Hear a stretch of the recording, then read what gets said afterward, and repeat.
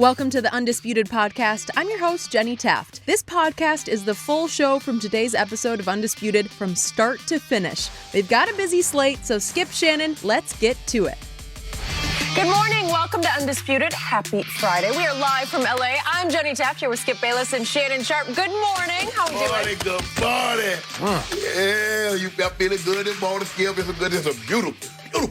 Really? Oh, good. Really? And why is that? Don't worry about all that. I saw something last night. Woke up to something even better this morning. Really? Well, I'm ready to go. I don't even want to talk no more. I got so bored watching Aaron Rodgers last night that even I thought about flipping over to CNN. But that's just me. Don't do that. Yep. That's so unbecoming of you. You ought to be ashamed of yourself. Bored watching. That's saying something about you, Skip. I don't know about that. Shannon, your guy did get it done last night. So how about we discuss everything that went down? Rodgers was able to lead Green Bay to a convincing win over the 49ers last night and put up impressive numbers along the way. Rodgers racked up over 300 yards through the air and 4 touchdowns in the 34-17 win. Green Bay led by as many as 31 with 6 minutes to go in the fourth before San Francisco was able to score in garbage time. So, Shannon, you said you're feeling good today. How impressive was Aaron Rodgers last night? Rodgers was magnificent. It was a virtuoso. And sometimes, Skip, you can look at your opponent and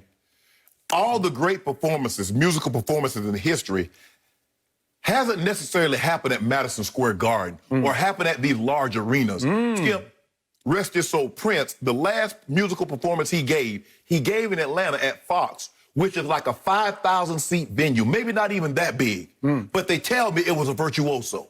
They said he did play in the play and say it was beautiful. But he didn't know it was his last performance. But I'm just saying. Okay, all right.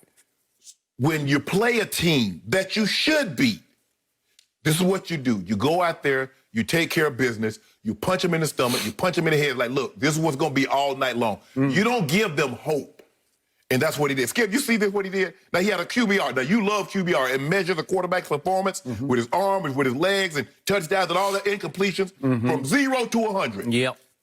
Now, if I'm not mistaken, I don't know if anybody's ever gotten 100 yet. But there have been a few people that's gotten 99. Now, Aaron Rodgers had a QBR of 99. That's the second highest of the season.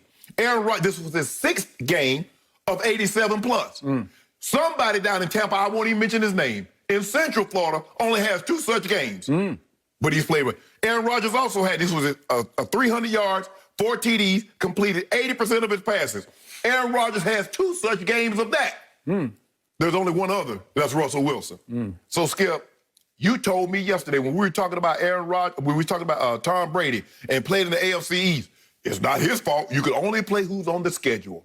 It's funny. I told you how sometimes these arguments that you make one day will come back to be in my favor the next. And here it is. You could only play who's on the schedule. And I know San Francisco, they were beat up. They lost their 3 top receivers. They're down to their 4th or 5th running back. But, hey, I like that they didn't dilly-dally around. I like that they went out there and they took care of business, Skip. And the connection with Davante and Aaron Rodgers is vastly becoming the best in football. It's hard to say there's a better combination than those two. And we knew that Davante was going to get a lot of targets because he's been averaging about 13, 14 targets, Skip, over the 4 games that he's been fully healthy. So I'm not surprised. He should have had over 200 because he stepped out of bounds on 1. And we could have been a long time. He just dropped it in his hand. But Skip, he did with it. Now, here's the thing, what I can't understand. Last year, Aaron Rodgers dropped off a cliff. Everybody said it's over. Green Bay even thought it was over because they took a quarterback in the first round. Now, Aaron Rodgers had 26 touchdowns and 4 interceptions last year. At the halfway point this year, he's 24-2. Now, I don't know a whole lot of quarterbacks that wouldn't take what Aaron Rodgers is giving right now. 24 touchdowns, 2 interceptions. What your guy got? Does your guy got 24 touchdowns? Does he have fewer than 2 interceptions? What happened when my guy faced your guy? Help me out. Oh, Drew Brees? I'm a little foggy. Oh, which one of my guys? Drew Brees? Your virtuoso guy. Skip, your guy won. Oh. Skip, that's what. Hold on. There's a chance that we might see you down the road again. I hope so. Yeah, you hope. I really hope so. More than you ever know. More than I've ever hoped for anything in the history of this show. I hope that Tampa Bay faces A-Rod again. And then, Skip, what you saw last night is that you saw a guy that was in complete control of the offense and confirms and validates what I knew, that they wasted a couple of draft picks early. They could have got him a receiver. They could have got some help on defense because the two guys that they drafted in the first 2 rounds is not going to help him this year. He was great. You look at the throws that he made. You look at the command that he had of the offense, Skip. He's Aaron Rodgers. So, my turn. My man, Shannon Sharpe, just sat across the table. And by the way, for those who don't remember, he's in the Hall of Fame, is Shannon Sharpe. He just said that his man, Aaron Rodgers, went magnificent virtuoso. Yes. Went Prince in Atlanta. What's the venue? Fox. The Fox venue in Atlanta. That's how great he was last night. Yeah. I'm also going to remind everyone he was playing against a team with $80.8 million worth of contracts on injured reserve or COVID list last night. Last night, Aaron Rodgers basically faced a practice squad team called the 49ers. They were the 49ers in jersey and helmet only. Because I'm going to also remind everybody, if I can just hit some of the lowlights here, they were without Garoppolo, without Kittle, without Mostert, without Debo or Ayuk, or Kendrick Bourne, who went COVID yesterday, or Trent Williams, who went COVID yesterday, or Nick Bosa, or Dee Ford, or Richard Sherman. I could go on and on and on. Tevin Campbell. I could just keep going. We don't have enough show for me to go on. And the one credit I will give to Aaron Rodgers is that soon after the game, he acknowledged in his career, he has never seen a team bitten by the injury bug as badly as that bug has bitten this team, and that includes the COVID bug. Yeah, I don't think anybody's ever seen it like ever. this. So how can you go virtuoso there? Because they should have won it, and they won it big. The Green Bay Packers are virtually, at least given the 2020 conditions we're all up against, they were virtually at full strength last night with a few missing pieces. But there was one key piece you failed to mention in your opening soliloquy. I have told you from the start, the unsung MVP for the Green Bay Packers is the other Aaron, as in Jones, as in I fell victim to several reports yesterday that said he's going to miss yet another game with a calf injury. Right. And instead, I was stunned and fell out of my chair when I looked up and saw, wait a second, not only is Aaron Jones going to play tonight, he's going to be the offense tonight. Because what happened on the first 4 plays of the game? May I ask, Mr. Hall of Fame? What happened the first 4 plays of the game? They gave him a couple of runs. A couple of runs. Could we see a couple? It goes, Aaron, right out of the box. It goes, Aaron, oh, this is the pass play. There's Aaron Jones for 5. And then he goes for 11 on a little quick toss. God, he looked like Aaron. Look at him go. Look at him go. Is he not slippery and shifty and quick and strong for a little man? Here he goes again for another 6, and then Aaron's going to say, I think I'll just flip it to him and pad my stats with a little 15-yard toss. How many times have we seen this? A little screen toss, and he's off to the races again for 15 more yards. So that was the difference in the ball game. That set the tone for the whole night, and I sat back and said, that's too good. That's not fair. When you get him back against what's left of the 49ers, it is going to be a mismatch, and it was. Aaron got off to a great start, in large part because of the confidence he was able to build because he had the little big man, Aaron Jones. But, Skip, you remember he got off to the same start in Tampa. And then what happened? Aaron Jones was in there then? So here's my issue with your man, Aaron Rodgers. He is the LeBron James of the National Football League. He is an all-time great front runner. When he smells blood, he will, so to speak, slit your throat. And he smelled nothing but 49er blood last night from the start. And he's like, I got this. I thought I told you at the end of the show yesterday, I thought he could go for the big 4-0-0 against this team. And he went just barely over 3-0-0 with 3-0-5. It was unnecessary. Oh, it was unnecessary. But you told me, you said you wanted to see Aaron Rodgers get back into the MVP race with a performance. Yeah. Okay, now he gives you that. Well, I wanted extraordinary. I wanted 400. I wanted 400. Okay. It's the 49ers. Except they should have been called the 29ers last night. Skip. Because they were about 29% of what they were. Skip, the guy only threw 31 passes. Only 31? Only 31. Oh. Your guy threw No, wait, he completed 31. No, he completed 25. 25 to 31. Okay, Yeah. got it. Okay, here's my issue with your man.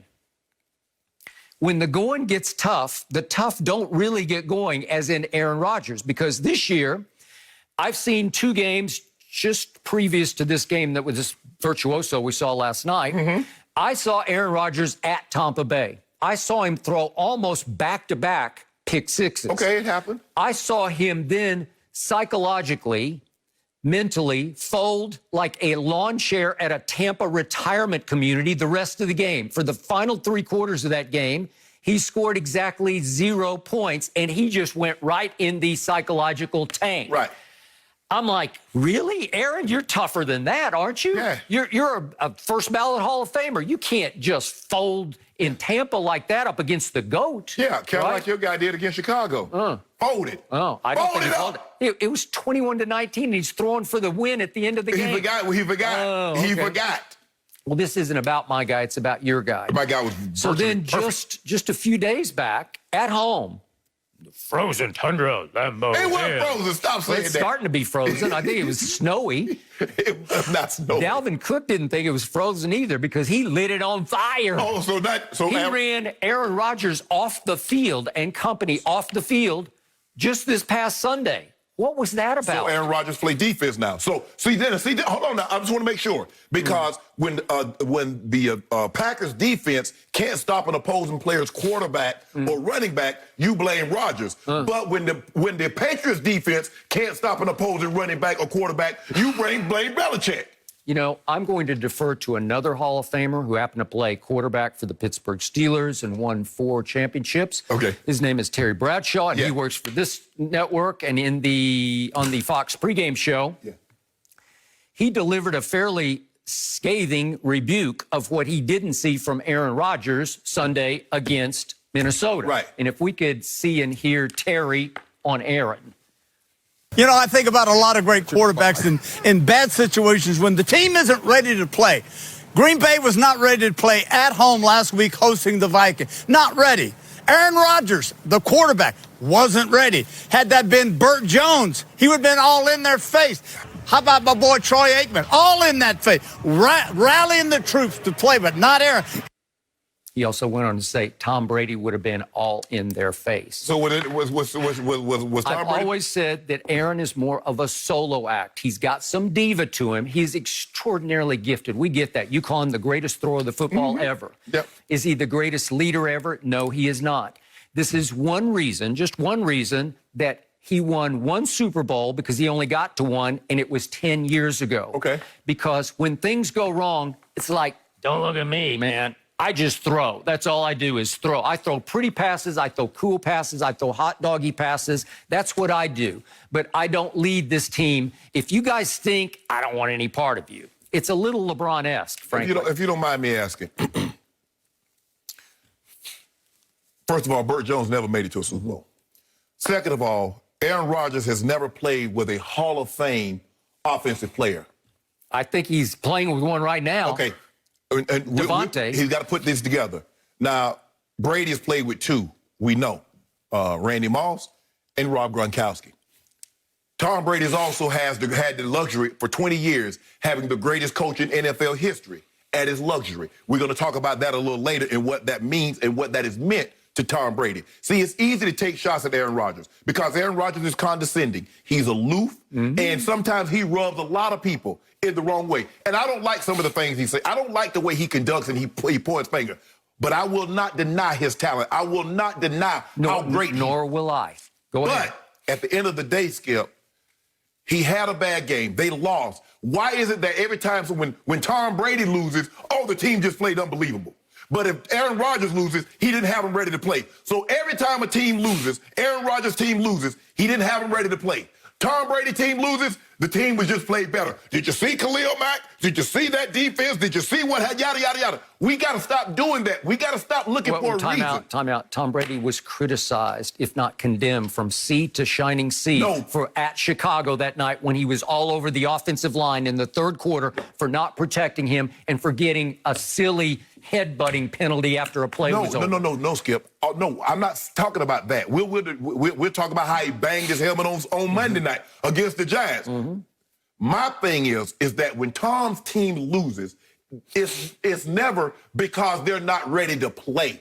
Aaron Rodgers' team loses. He didn't have them ready to play. We've got to stop with that. How about give the other team some credit instead of trying to give blame to Aaron? That's all I'm saying. Okay, so what happened against the 49ers last year, both times at San Francisco? What happened?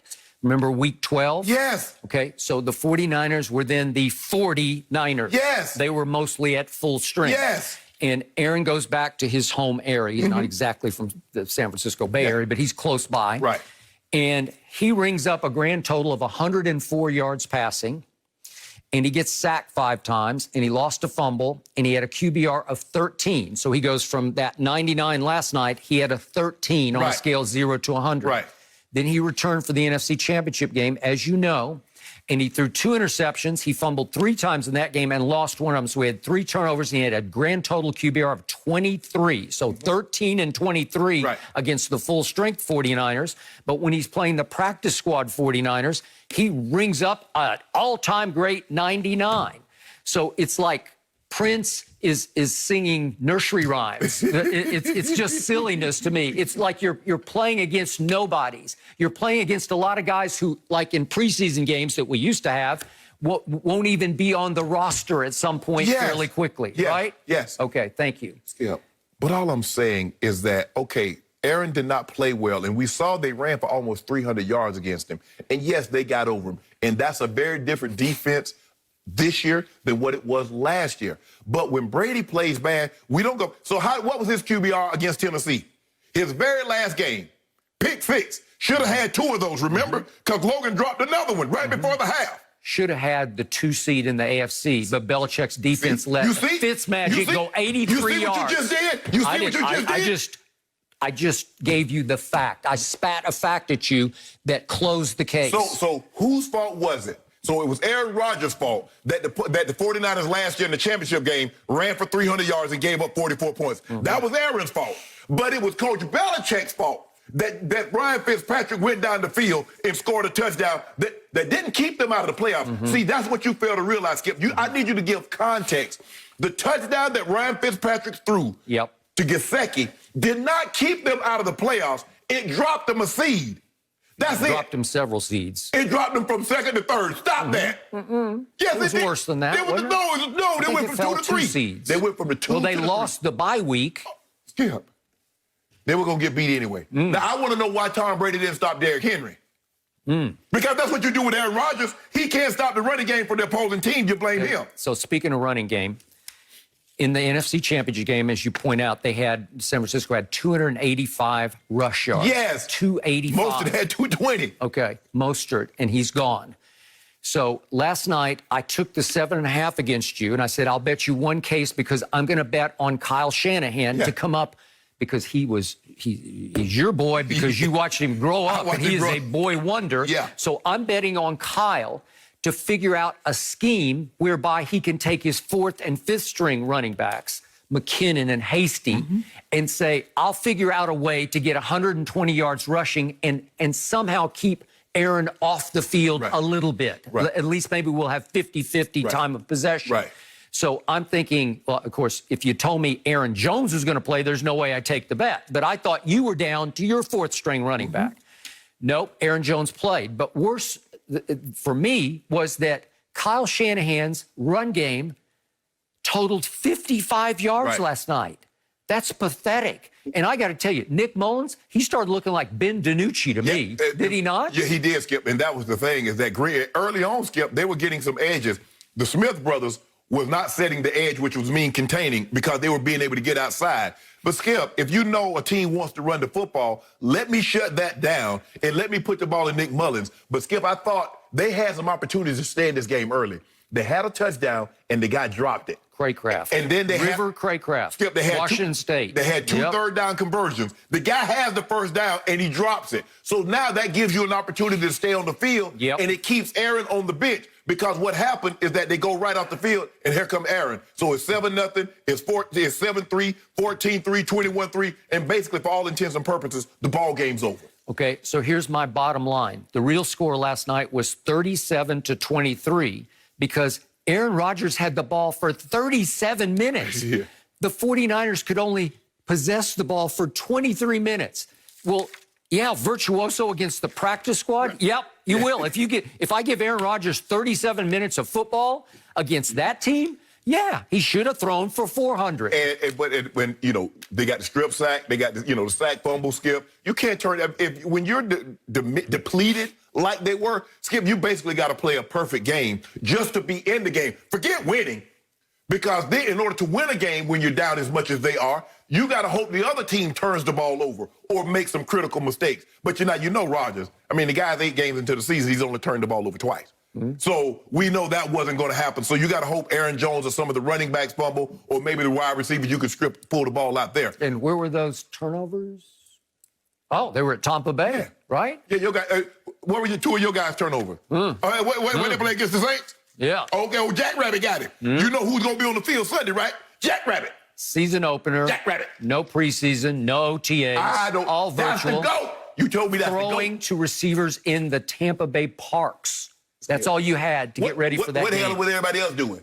Throwing them receivers in the parks. Were they all new to their team? New to their offense? New to their coaching staff? You tell me he the GOAT. He the GOAT, right? Well, he's a human GOAT. And he's ready now. As Bruce Arians says, we are light years better than we were in the opener, and I cannot wait to talk about this game in just a couple of minutes. All I'm saying, Skip Bayless, I just need you to give my man some credit. What you saw last night. Yep.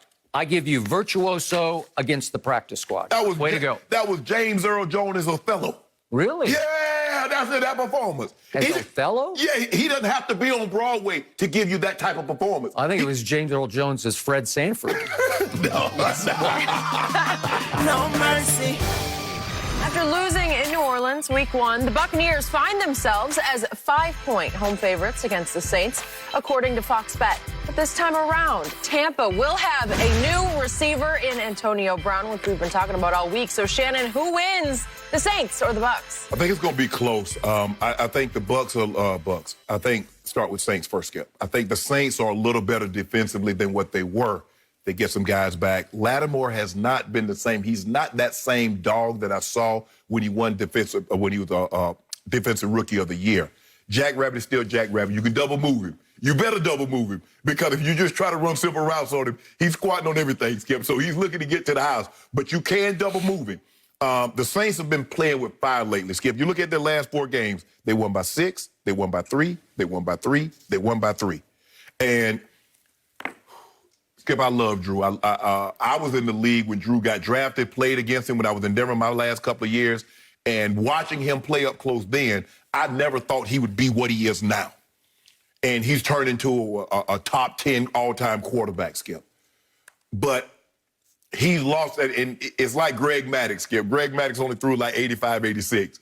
But when it started getting down to the low 80s, maybe even 70s, you really noticed it. You're starting to see a lot of balls skip that Drew Brees could throw in his sleep. And he's never had the most powerful arm.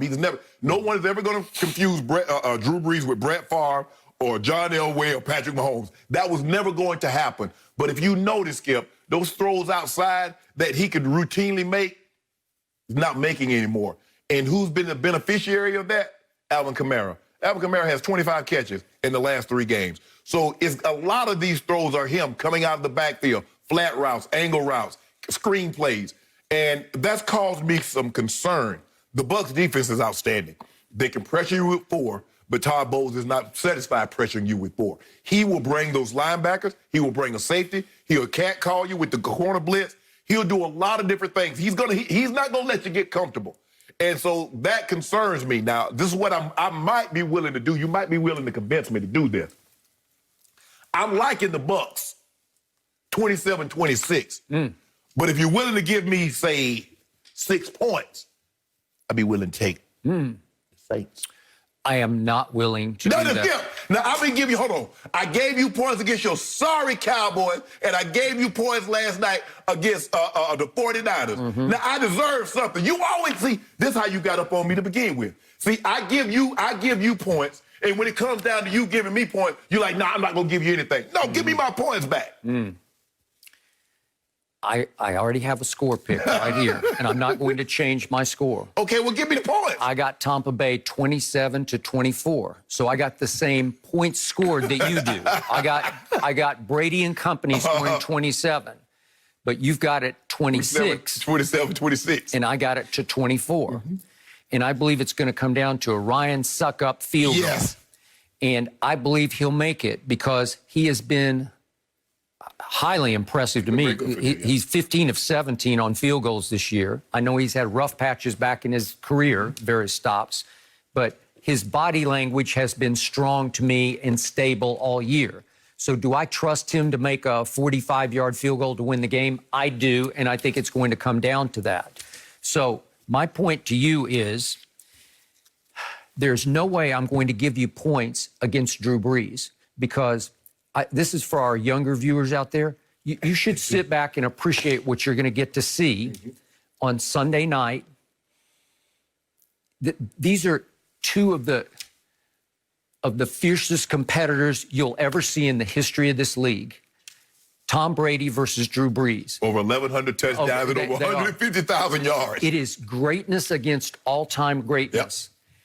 I know they're both in nice guy packages, so it's hard to think of them as fierce competitors, but they are. Right. Both of them are.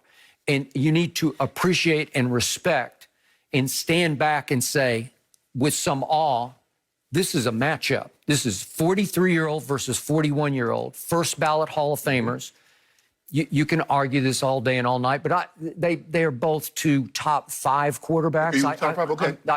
I know Brady. I'm not debating Brady. Brees is debatable, and I don't disagree with your late career assessment of him. He struggles. But you want to talk about mentally tough? You want to talk about guts? You want to talk about raising his level when it's time to raise? He'll raise it in this game. Well, you're going to have to. This game is why Tom Brady chose the team that used to be known as the Succaneers.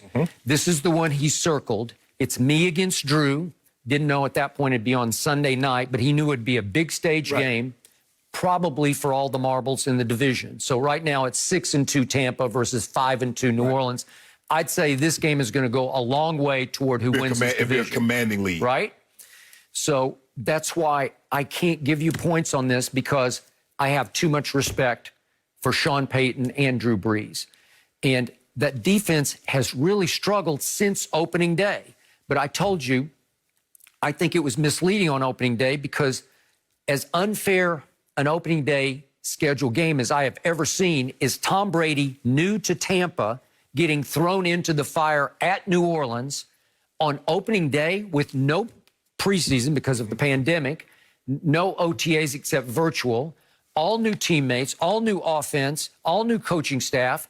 What did you think was going to happen at New Orleans? I told you as soon as I saw the schedule, this is rigged for the Buccaneers. Well, it's just rigged for them to lose, and they lost.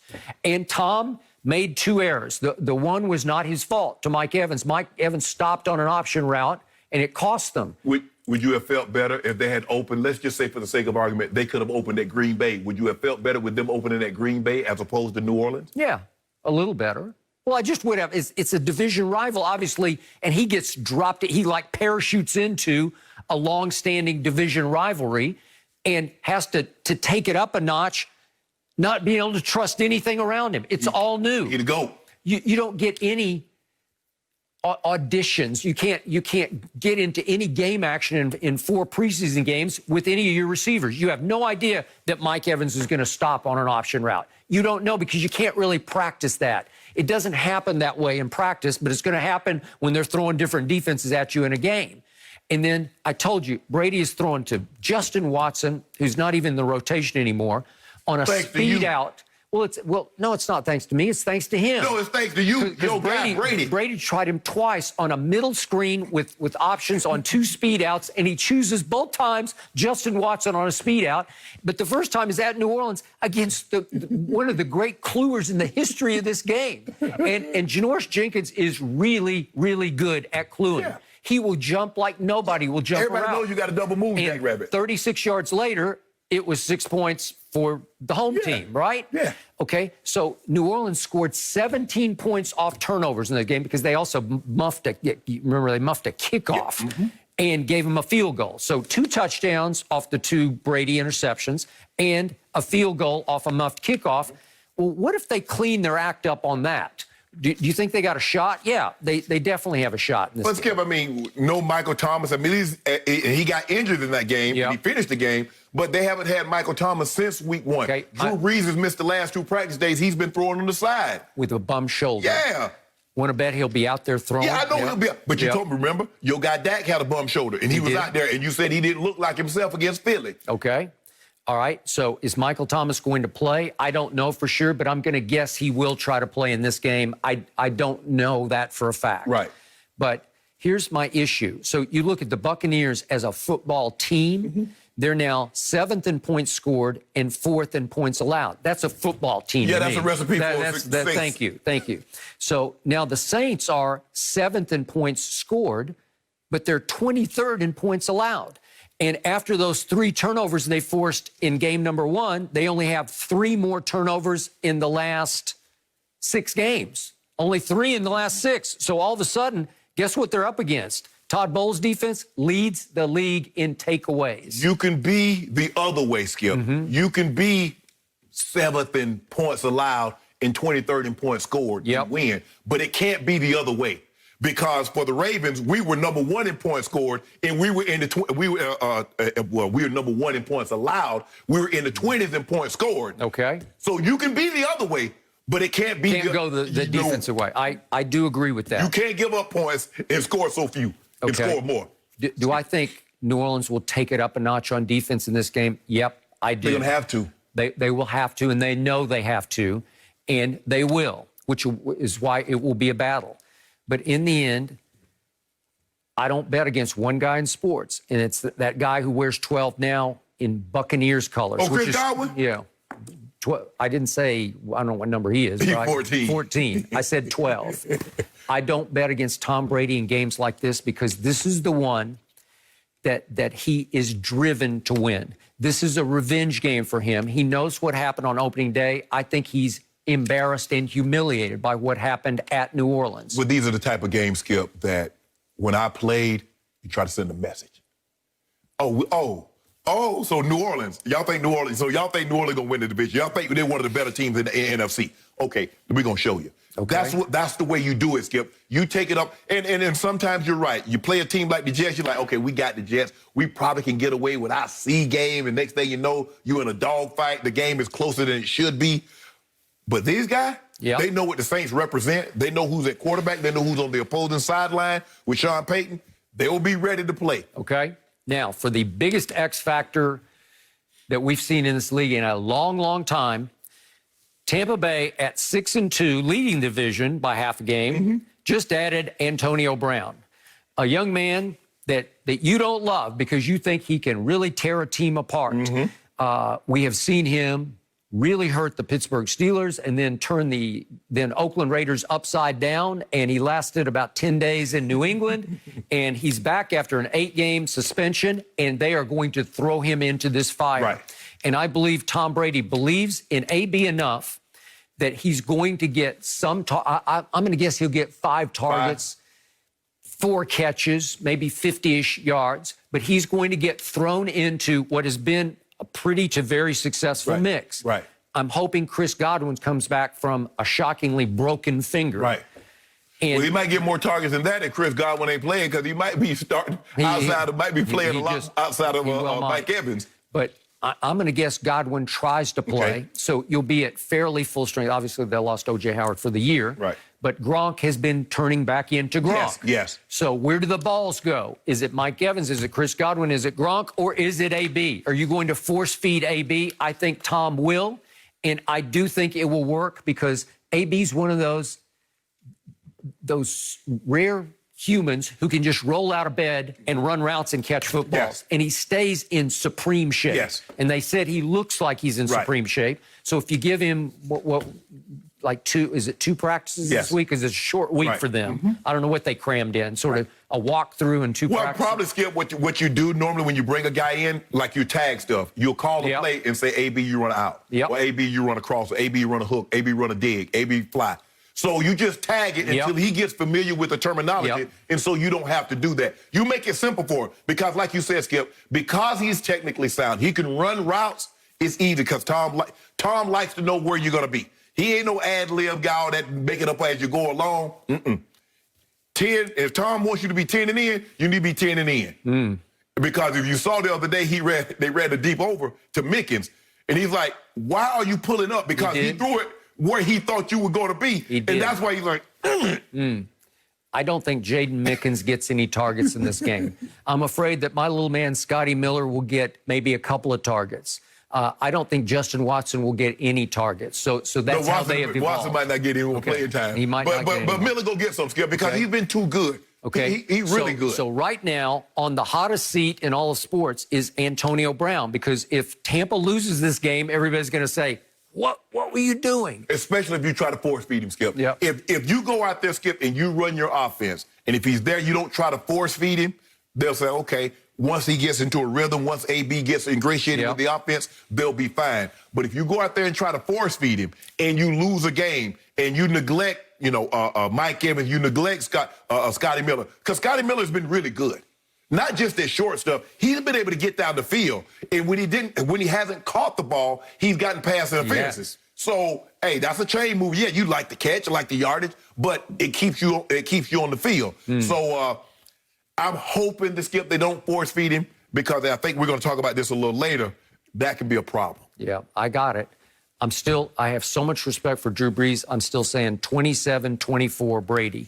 Shootout. And like I said, when we come up with these scores, you have no idea where I'm going. I have no idea where you're going. And we close. Yep. 27-26, 27-24. I give you no points. Come on, if you want to just take Drew Brees, I got you. Can have him. Give me some, straight up. There's not a game that we've picked this year. As a matter of fact, there is not a game that we've picked since we've been on there over 4 years. I haven't given you points. That's all. I don't know about that. In football, not one time have I not given you points. Skip, how you think you get to 40 cases? We've picked a bunch of straight-up games. No. Think about it.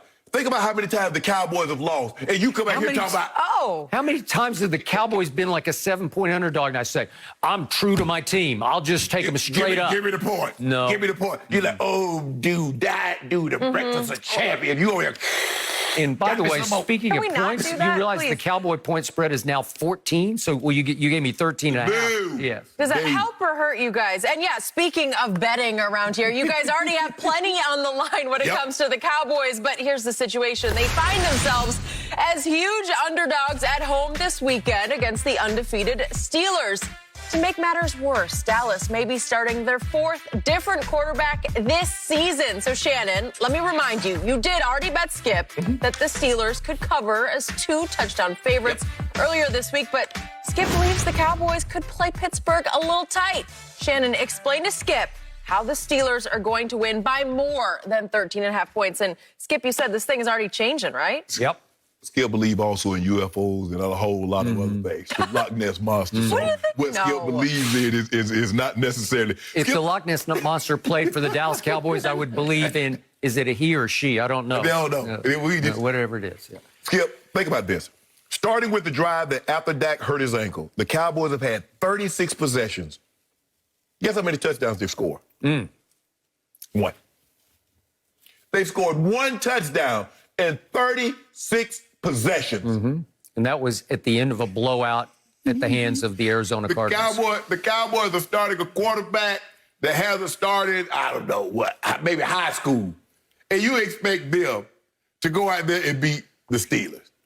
Hey, he was Central Michigan's finest, man. So let me get this right. He started for 4 years for Central Michigan. You had Dak got hurt, he's done. You started with Andy Dalton. Yep. He got concussed, then got COVID. He's out. You started with Don't remind me. You had your guy bad. Ben Anthony DiNucci. Yeah. He was so bad. He was so they said, bad. "Nah, we done gone. with you." So now you down to Cooper Rush and Gary Gilbert. So you down to your fourth or your fifth string guy. And you believe that is going to be enough to go out there and cover this. That will absolutely not happen, Skip. Maybe if you had Ty Smith, maybe if you had Lyle Collins, Skip, and you started one of these guys, Skip, I said, you know what? They can protect it. They can handle Bud Dupree and T.J. Watt on the edge. They can Zach Martin at guard position. I was like, you know what, Skip? You might be on to something. But with none of those guys, they're going to feast. They're going, ooh, and I can't wait.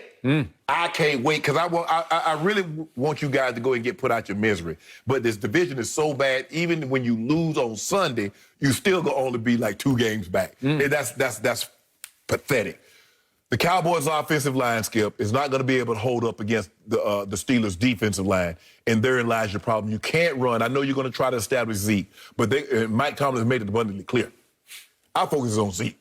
We ain't worried about, hey, that's a blank, that's a nameless phase, that's just helmets. I ain't worried about who played quarterback. They might, as a matter of fact, they might have Troy playing quarterback. It don't matter. We going after Zeke, and then we'll deal with Cooper Rush at a later date and time. But they're going to take Zeke out of this, and we're going to win this thing. And I'm going to have 2 cases to do this week. So give me your score. Give me some ballpark of how bad it's going to get. You can give Pittsburgh 40? No. I'm going to say the defense is playing better. I'm going to say the Steelers score 32. You guys score. I'm going to give, you know what?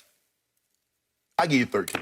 You give us 13? I give 13. Really? Yeah. Okay. Well, that's fairly close. So I can't even do the math on that. That's like 18 points. 18. Okay. 19 points. Yeah. Well, so that would be Sweat City for you. That'd be right on No? Just like I told you last night. I say, that smells like backdoor cover to me. How many times what did I tell you yesterday? I say the 49ers are going to score late, and the final score will be 24.5 because I gave you your 7.5 to whatever Green Bay had. I said they scored 28, but they got 34. So, yeah, y'all losing by 19. Okay. Here's the final score in my humble estimation. and I told you I have been dangerously delusional all week, but I firmly believe that my defense can hold Ben and company to 27, and that my offense, with the help of my defense, by forcing a couple of turnovers, can score a couple of short field touchdowns, 27-14. So you cover by half a point. Yep. 13.5 I got. So I cover by a half point. Here's why I believe in this. I do believe that at Philadelphia, something happened that you are not seizing upon right before your very eyes. The defense My defense turned the corner. It went from going south to turning north. Right. And I believe that there's still a lot of talent out there. Enough talent that they can give an offense that is being overrated.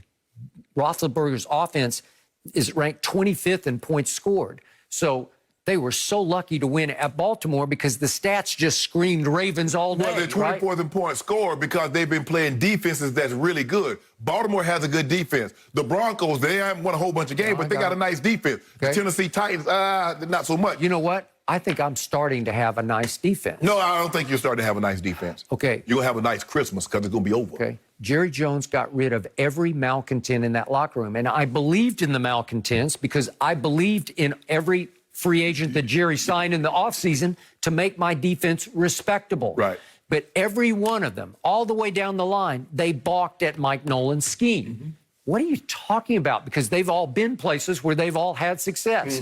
Almost every one of them has made 1 or 2 or 3 Pro Bowls. Right. So they're like, what are you doing? And as they began to talk amongst themselves in the locker room, quotes started to leak out via Jane Slater, NFL.com, NFL Network, that they're having big issues with Mike Nolan. So there was mutiny going on. Correct. There was revolt going on in the locker room to the point that Jerry finally threw up his hands when it got all-time bad. Right. And he said, well, I'm either going to have to fire Mike Nolan, which he did not want to do, or I'm going to run them all off. And he did. Yeah. He cut bait with every free agent signee. It's called trimming the fat. Okay? Except Gerald McCoy, I think, would have worked. I told you he was going to become the leader of my defense, and obviously he tore his quad. Just tore it. But they also cut bait with him. So he's not around. It's not like he's rehabbing. He's gone. Right. So all of a sudden they bring back Sean Lee, who used to be the leader of the defense and doesn't have that kind of ability or ability to stay healthy anymore, right? And yet he's back in the mix, and now you got the kids in the mix, and all of a sudden DeMarcus Lawrence turned the corner and turned back. That was a Pro Bowl outing by him. That's what I needed to see. Thank you. Aldon Smith is still a force. Yes. He's hit the midseason wall, but I expect him to play big against Pittsburgh. And Randy Gregory, I don't know if you saw what I saw on my TV. Maybe I got to get a new one. He was flashing all night because he can fly off the edge, and that was the first time they gave him some snaps. There's a great piece on him in USA Today that I recommend because he has been through, he's been to hell and back. Right. And it sounds like, I'm going to knock on wood for him, he's starting to get his life under control, his demons under control. So he's a player, man. He had 6 sacks in 2018. He can disrupt and make a difference. And then that leads me to Trevon Diggs. He had one of the greatest, worst games in the history of pro football because he got just absolutely roasted and toasted twice. And then he said, I got amnesia, as you point out. I don't care. I don't care. My big brother's a star in this league. I'm going to be a star in this league. And he got give it to him Wentz twice. Picked him off and actually turned the game to a place where Ben DiNucci, could have won the game if they just kept handing the ball to Zeke, but they decided to go trick play and it blew up in their face. So my point is, would you believe that Trevon Diggs has been targeted the most of any defensive back in pro football? Yeah, he's 55 targets. He's a rookie. Okay, he's given up an NFL worst to 513 yards on his solo cover, whatever. Well, you know what, Skip? You better get him now because he's going to get better. He's going to get better. I believe he's going to get better on Sunday against Pittsburgh. And I love their young receivers. I love Chase Claypool. I like all of them. Juju, we've had on the show. He's a great Johnson kid. James Washington from Oklahoma State. I got it. I got it. But I still say that they can rush the passer well enough, and with him starting to cover, and one of these games, Awuzie is going to come back, and it might be this game. All of a sudden, they're starting to figure it out on defense. And I told you the two safeties, Donovan Wilson and Xavier Woods, started to flash to me like they're starting to understand their roles and the scheme, and they were mostly in the right place at the right time on Sunday night. Okay? Because of all that, I think they can hold Pittsburgh to 27 points. Now, back to the two quarterbacks that you mentioned. Who is the lesser of the two evils? Because it comes down to that, right? Because neither has played much game action in the NFL. Correct. Both have played a whole lot in the preseason because they were backup quarterbacks. Yes. Okay? Cooper Rush. I told you, I've watched him play in 11 preseason games, and you know me, I watch all of them. I've always liked his poise and body language. He's a bigger kid than DiNucci. He's got a better arm. He just has more command of the offense. Okay. He knows the offense. I believe it's going to be Cooper Rush. Okay. I believe I can trust Cooper Rush not to turn the ball over. I believe if they'll let him do shorter drop routes, like quick passes, that he can get it to CD on some quick pops to get CD loose for yards after catch. Right. And I believe that if they'll max protect him a couple of times, he can hit Gallup on deeper routes. I believe he's capable of doing enough damage to get them in the end zone twice, even against the most hellacious pass rush in pro football. I think the thing that you do have working in your favor is because there's not a whole lot of game tape on either guy. Nope. Yeah, I mean, preseason, so you got to go back to the preseason, and everybody's running vanilla stuff come in the preseason. Yeah. So there's not a whole lot of game film on him, and that's the luxury you have with DiNucci against Philadelphia. But as the game started to go on, you realize, Philly started to realize, man, this guy can't play. He just can't play. So we don't need to be exotic and try to fool him. We just need to line up and just come get him. And that's what they started. And by the way, I hate to be so harsh on this kid, DiNucci, but you want to talk about getting thrown into the wrong place at the wrong time against that front? Right. Exactly. At Philly in a Sunday night game? And the one thing that they do, Skip, is that Jim Schwartz, the first time I came in contact with Jim Schwartz, if I'm not mistaken, I think he was in Tennessee. And so, Skip, when you line up in the wide 90, you just go get the quarterback. When you teams will play that front, Skip, they pass rushers. That's what you want to do. You want to go get the quarterback. And well, they got him. They got him so twice. You're putting a guy that's never started an NFL game, his first start in a team that attacks the quarterback. From James Madison, right? Yeah. Okay.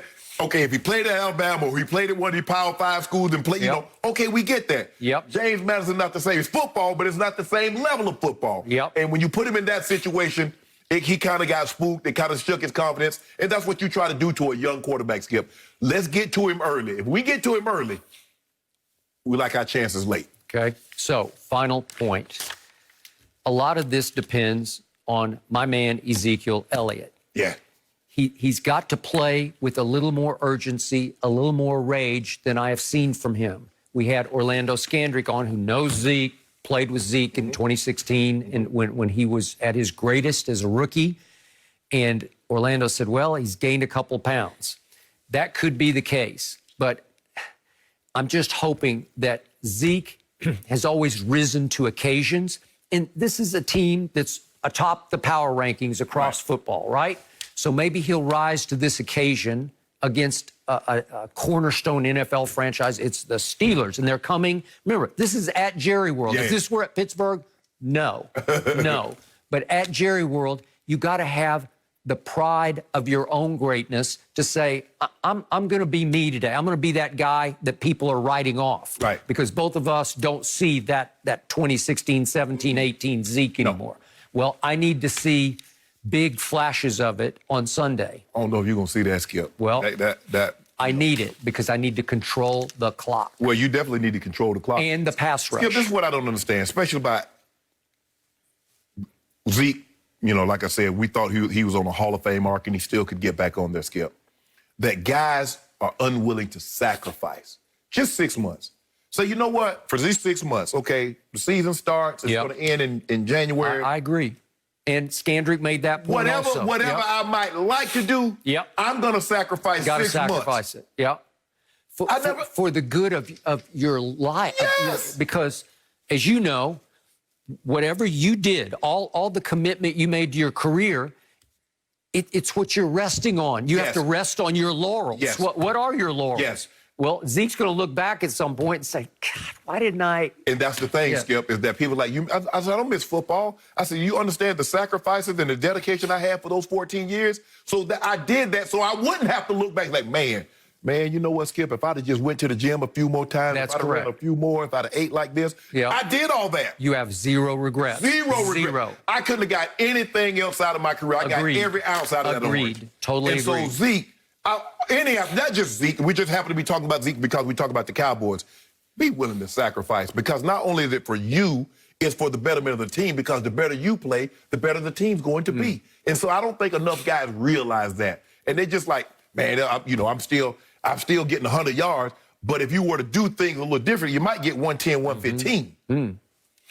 Wouldn't it be something if my Cowboys pulled off a shocker on Sunday? Wouldn't it be something if the Steelers, coming off their big rivalry win at Baltimore, came out a little flat? Wouldn't it be something? I already got the chairs set up in the parking lot. Really? I can't let you come in the building because, Governor Newsom said we can't have certain. So I got the chairs set up for you. Yeah, you already know what you're coming in. You've been busy? Oh, okay. You're going to be planning that out. I appreciate it. Okay. No mercy.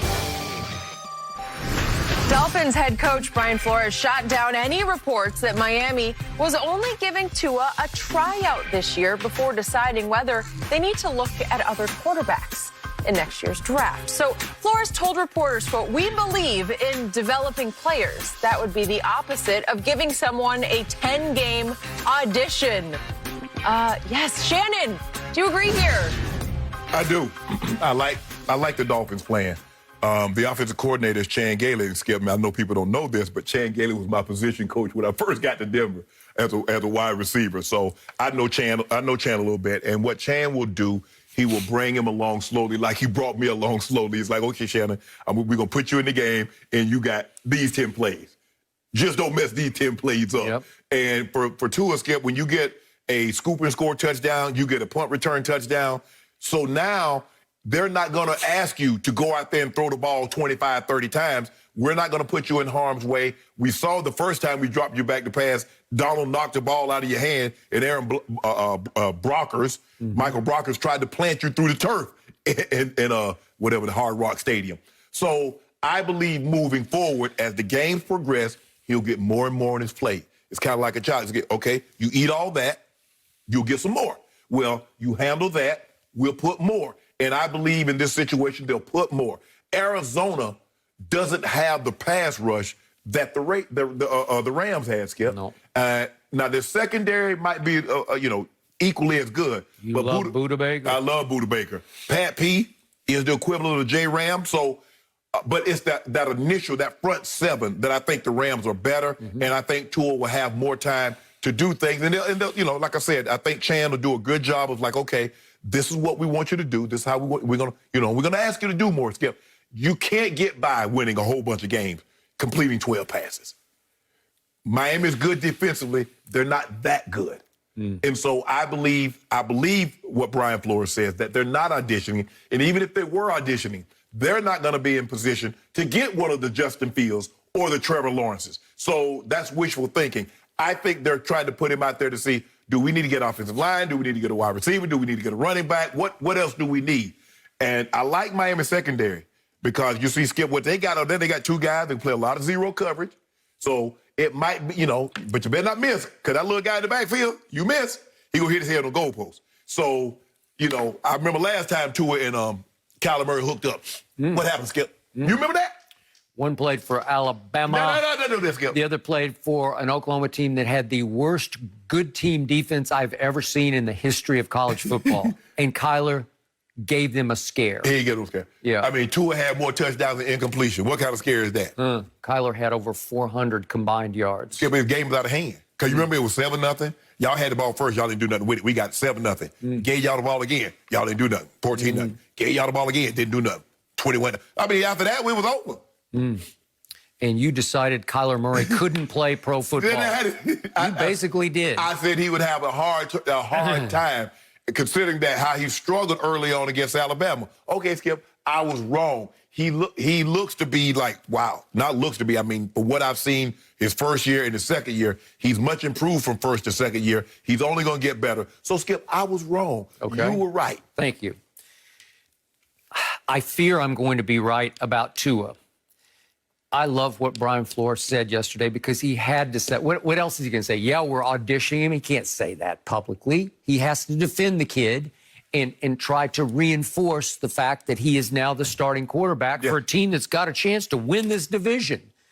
It was a bold, gutsy move by Brian Flores. By the way, he is a Coach of the Year candidate for sure. Oh, absolutely. And if this thing takes off, he could run away with it. Well, Mike Tomlin is in the lead right now. Okay, okay. But listen, what Brian Flores is doing with that defense, Lord have mercy. With that team. well, how about the defense? The number one in points. It's number one in points allowed. Number one, the Dolphins defense has allowed 18.6 points a game ahead of the Ravens, who are at 18.9. Did that not come out of left field? Because I didn't see that coming. You trip off the old block, Skip. If you remember his last year there, they play a lot of zero coverage. They got corners that can press you, and they'll come get you. So he took the two New England cast-offs. They're not cast-offs, but he took them from New England, Kyle Van Noy and Landon Roberts. Right. So they're in the heart of that defense. And he's got Jerome Baker and Eric Rowe on one corner, who used to be at New England for a little while, and Christian Wilkins and Emmanuel Ogbah, and that Van Ginkel, who came from Wisconsin, who can rush the passer. Well, Rowe is really the slot guy because you got Byron Jones and Xavier and Howard. And, of course, my guy Byron Jones has been in and out of the lineup with injuries because he always is. Okay, so is it possible that Tua becomes a game manager for a top-flight defense? Yeah, maybe. Because last week he just game managed. He threw for 93 yards, and they won going away because of turnovers, right? Right. Forced turnovers. Okay, so the reason I believe they're auditioning Tua is because I just connect the dots.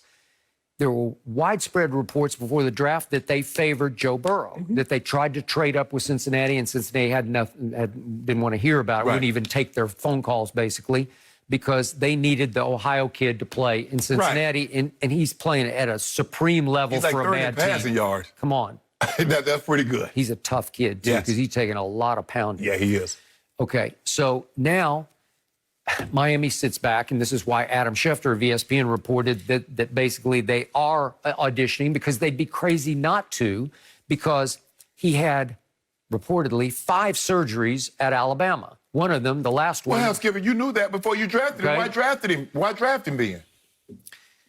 That's a very good question. I think you're afraid not to because he's obviously talented. He's a dart thrower. Right. If you give him time, he will throw darts.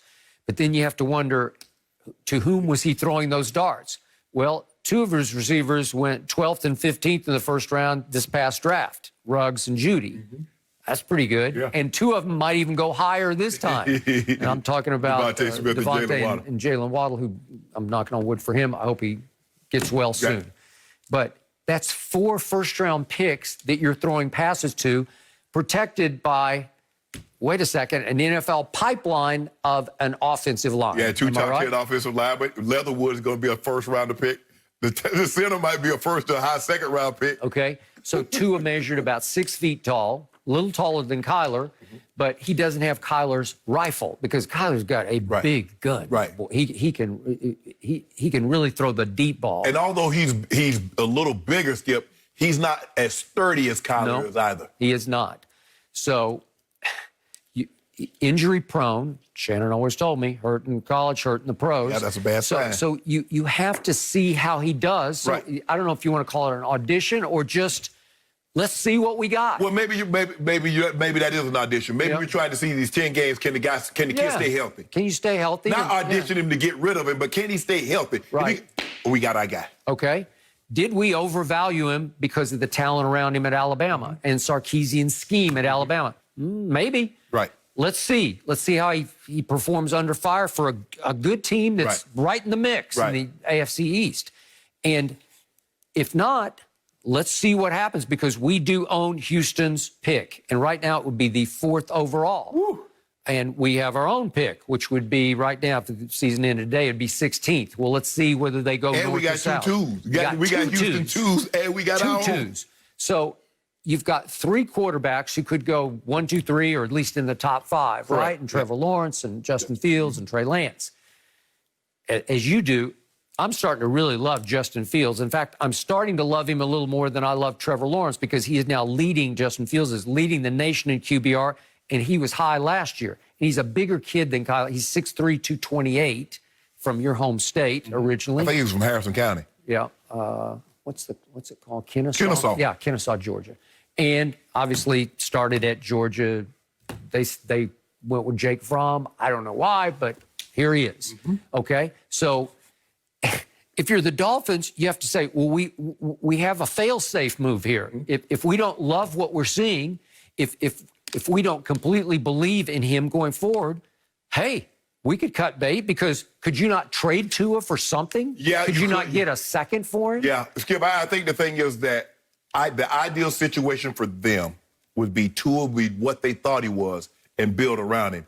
Because just think, if Arizona had hit on a quarterback and could build around, but what you did is that you didn't you were back in the draft and you took a quarterback where you could have built and you had to give up a piece to get DeAndre Hopkins. You did. Just imagine if you didn't have to give up those pieces and you could have built from within. So they're hoping that Tua is the guy. Yep. We got 2 ones. And we can just add, Skip, we can just add to the house. We don't need to build a whole new house. We just need to do some add-ons, and the value of the house will increase. That's what I believe that he's hoping.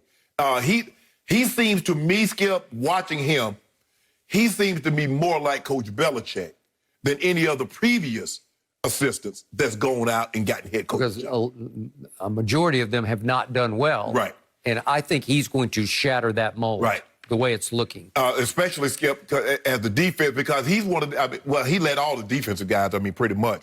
He was calling plays. Because we saw what he did to Jared Goff, Skip, in the Super Bowl. He just brought the same game plan that he had in the Super Bowl. He said, guess what? It worked, then it's going to work again. And all of a sudden, he's got the pieces to do it. Right. And that's his doing. I think he collected those pieces. Yes, and he says, well, I'm doing it. You don't have Todd Gurley. You don't have Brandon Cooks. We feel you have even less. So we feel even more comfortable to be able to do what we do. Skip, I'm looking at Cooper Kupp. I think he had like 20 targets. Skip, that's too many for a slot receiver. But that's what happens when they're heating you up. You got to get rid of the ball quick. But Goff just trusts him. He's a security blanket. Skip, 20 targets. Oh, I got it. No, I got it. So, bottom line, I still have my doubts about Tua, but I do think it's the right move to throw him in and let's find out what we got. Right. Here we go. They've been looking for somebody since Dan Marino, Skip. They've been looking. They thought they had the guy in Tannehill. They thought they had a guy. A lot of different people have tried, and for whatever reason, they haven't. You got to get that guy, Skip. All that other stuff, he can run, but you got a great running back. You got a great wide receiver, great deep. Get that guy. If you get that guy, you're halfway home. Yeah, they're 4-3, so the Dolphins in playoff contention right now. I'm ready to see what Tua does next. No mercy. Aaron Rodgers was able to lead Green Bay to a convincing win over the 49ers last night and put up impressive numbers along the way. Rodgers racked up over 300 yards through the air and 4 touchdowns in the 34-17 win. Green Bay led by as many as 31 with 6 minutes to go in the fourth before San Francisco was able to score in garbage time. Fox Sports NFL analyst Michael Vick joining us this morning. Mike, good to have you. Could you please give Aaron Rodgers a letter grade for his performance last night? Shannon, you're going to like this, man. What we get? I'm going to give him a strong A. I'm talking about a strong. Probably an A+. A+. Gotta go with the A+. Gotta go with the A+, man, because for the sheer fact that he only threw 6 incomplete passes, I think says a lot about where Aaron Rodgers is right now. Even though he was going against the San Francisco 49ers defense, they had a bunch of new faces. It's still hard to go into a game and throw only 6 incomplete passes. You can have 4 touchdowns. You can have 300 yards on any given day. And in order to be able to do that, you got to be clicking on all cylinders. The accuracy has to be there and the decision-making. And, the reason why I validate that point of throwing 6 incomplete passes because it's so hard to do. And when I was in Philadelphia, we used to go, into every game saying, look, let's not try to put the ball on the ground. In practice, that was our mantra. No balls on the ground. Yep. Matt Nagy, Doug Peterson, Andy Reid.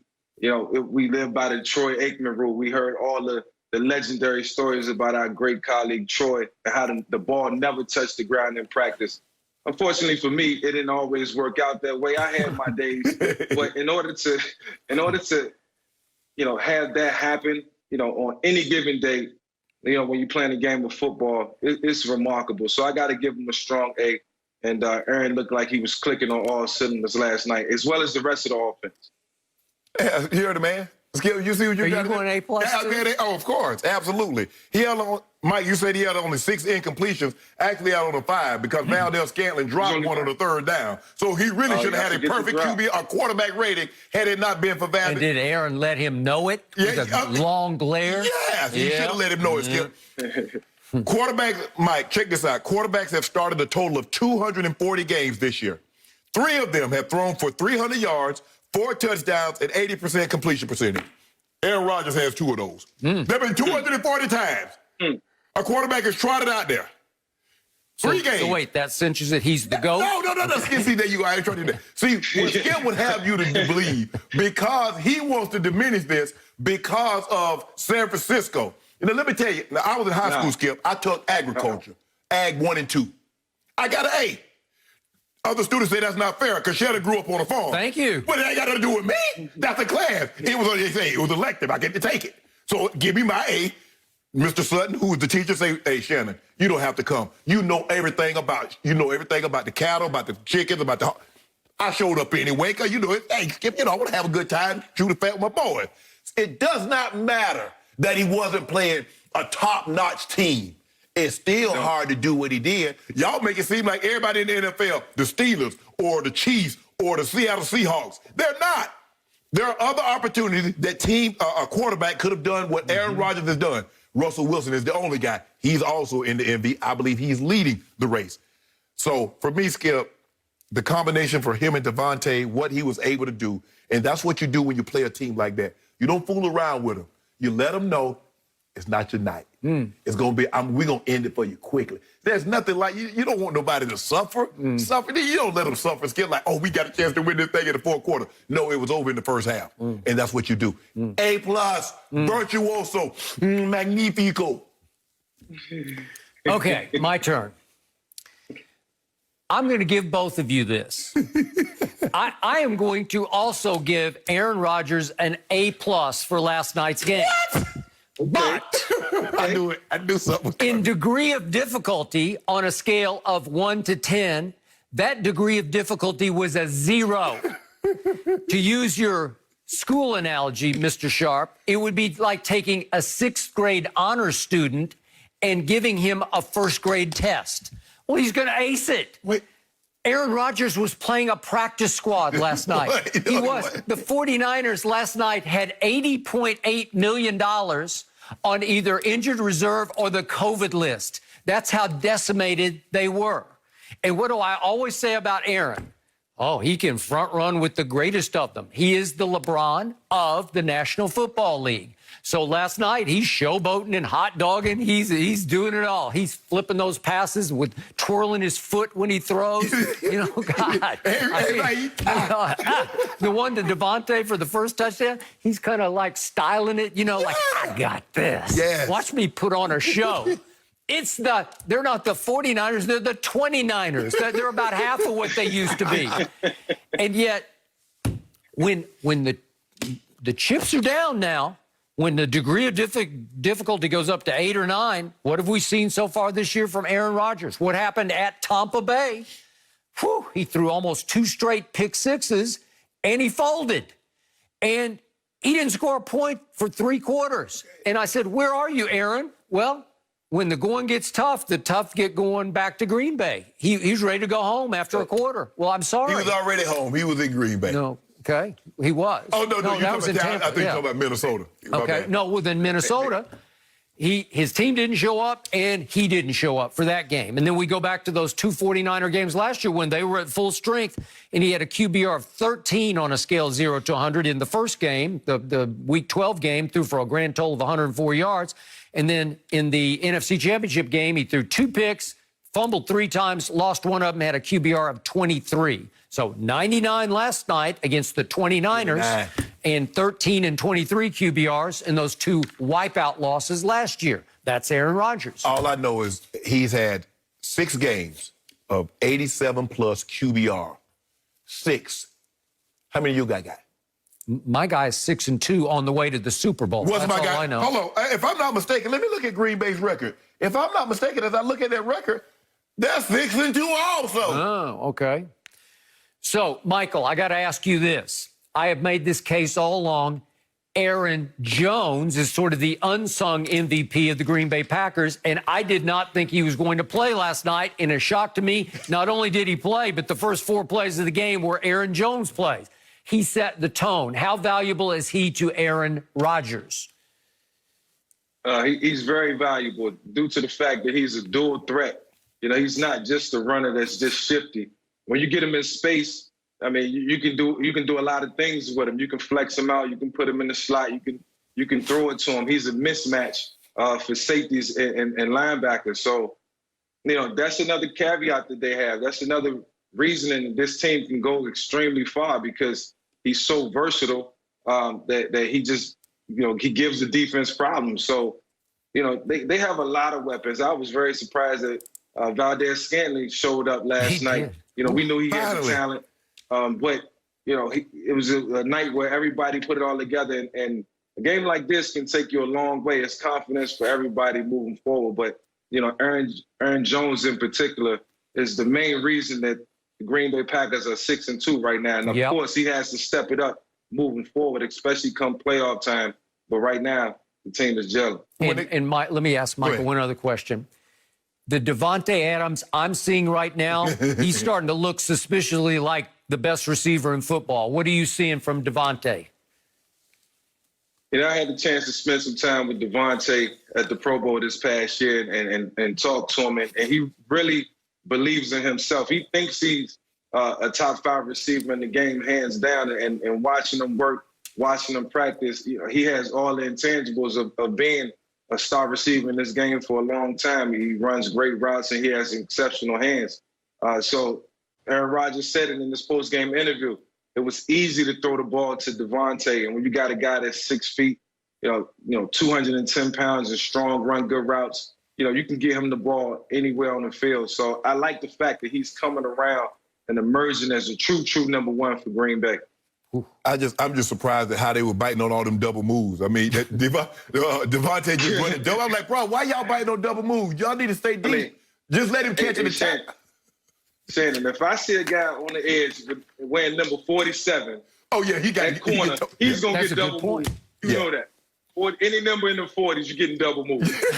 unless you male blood, that's the only guy that I ever saw. That's true. That's a good point. Correct. He did. Correct. He was 47. He was 47. Yeah. He from the crib. So I know Mel. He's from the next county over from mine. But Davante, I don't know if we're gonna do this, but he's moving up. He's a top 5 receiver, and I've always thought he was there. But he's gonna have to start getting mentioned with the Julios and the D Hopkins. He's going to start having to get mentioned in that same breath, because what he can do that these other guys don't do is that he gets the ball in the end zone. Julio Jones reminds me a lot of myself. I was a guy, Skip, I'd have 10 catches, 180 yards, and no touchdowns. And then I look at Tony. Tony had like 6 catches for 70 yards, and he got 3 touchdowns. I'm like, well, how did Tony Gonzalez. Okay. Or I'm looking at Gates. I'm like, how did he do that? I got all these yards. They got all the touchdowns. And that's what Parker is. Davante Adams. Yeah. He gets touchdowns. Julio might have 250 yards and 1 touchdown. Davante will have 5 catches for 50 yards and 3 touchdowns. Well, that's because Aaron likes to throw 2-yard touchdowns, right? He's a touchdown. They're throwing the ball to get in the red zone. They will. Mike Shanahan wasn't playing that. No. TD was getting those touchdowns. No mercy. Ahead of his Buccaneers debut, some people around the league are not so sure Antonio Brown will work in Tampa. One anonymous exec said the Buccaneers have, quote, some good mojo right now. And if Antonio Brown has proven one thing, he can ruin that. While also an offensive coordinator said that it was a mistake to bring in AB and disrupt the chemistry that Brady and Tampa has already built. Michael Vick is still with us. You were a teammate of Brown's in Pittsburgh in 2015. So, Mike, is AB a good idea or bad idea for the Bucs? I think AB is a great idea. And the one thing I know about AB, he's going to work extremely hard, man. He's one of the hardest workers that I've ever been around in the game of football. Comes in early, stays late after practice, goes to the jug machine, catches about 300 or 400 balls. I think he'll be an example of what to do in terms of on the football field for, the guys around him. And there's not one a guy for the Tampa Bay Buccaneers who's the feature receiver, a guy who's going to go catch, 5 or 6 balls for 100 and something odd yards every week.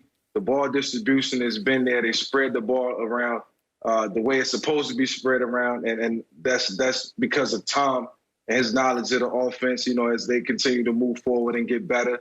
And I think Antonio will fit right in. I mean, he does some great things, and you can play him at any position. So, 1 week he may be a decoy.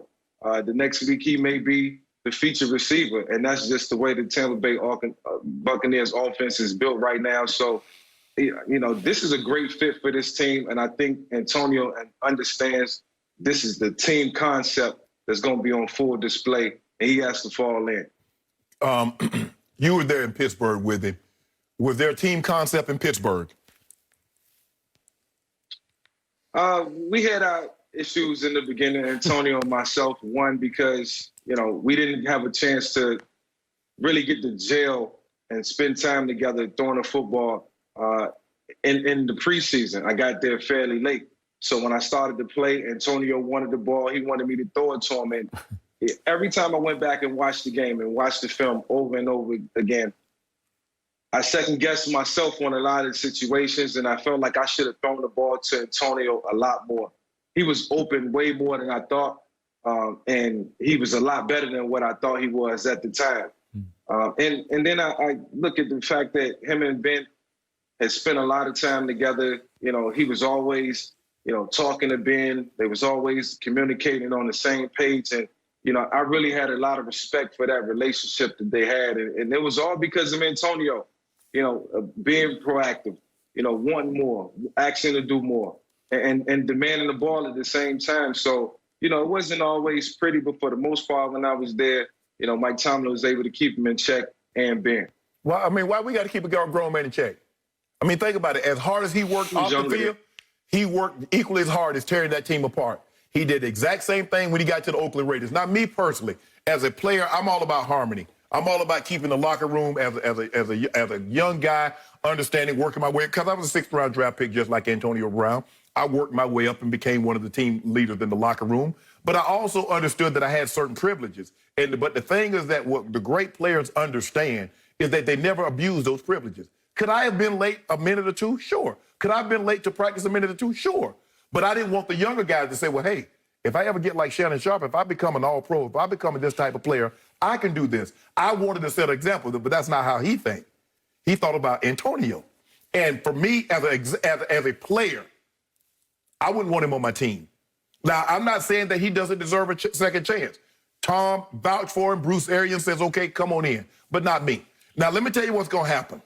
And I don't know how many people know this, but before I sat up here, 15 years ago, I was in the NFL. I played 14 years. Let me tell you how the locker room worked. Let me tell you how the receiver, because I was a receiver and a tight end.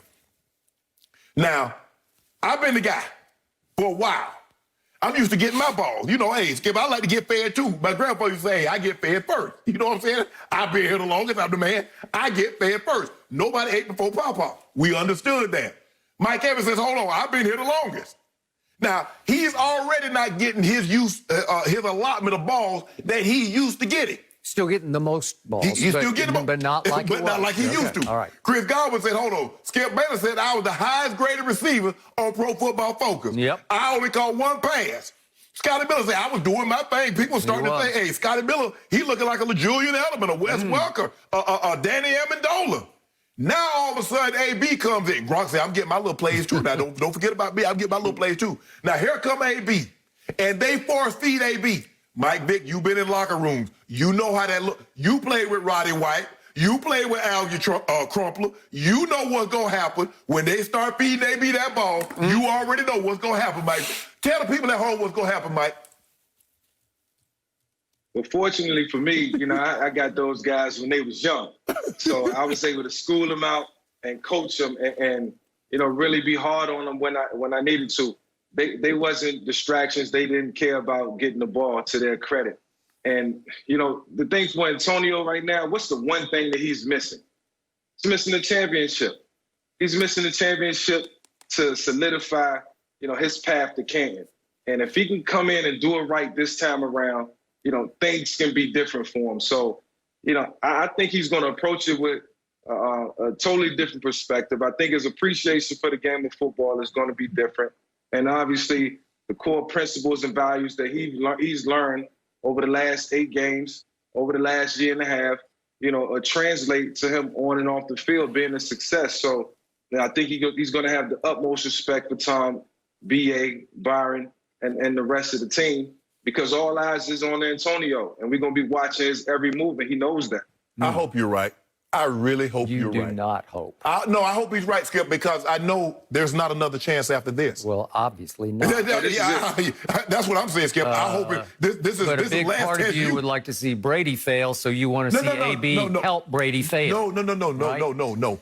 I want Brady to play well, because I don't want you to have an excuse. Because, see, then you will have an out. You always have an out when Brady loses. It was the defense, or this guy did that. You will never give anybody else credit. I will never say it's AB's fault. No. I ain't talking about AB. Okay. I'm talking about the other team. You won't give them the credit. All right. I would like to publicly thank Michael Vick for that powerful endorsement of Antonio Brown joining Tom Brady and the Buccaneers. It was beautifully done, and it touched my heart, because I believe in what Michael Vick just said. I believe this is going to work. As high risk as it is, I give Shannon, it's high risk because they are 6-2, and something's going pretty well right now, really right? Well. Okay. Yes. But it's going to work for 3 reasons. Number one, the GOAT, Tom Brady, he guaranteed it to Bruce Arians. It's like you co-sign on a big loan for your buddy, right? Yeah. You co-signed. You're responsible. Okay, you are responsible.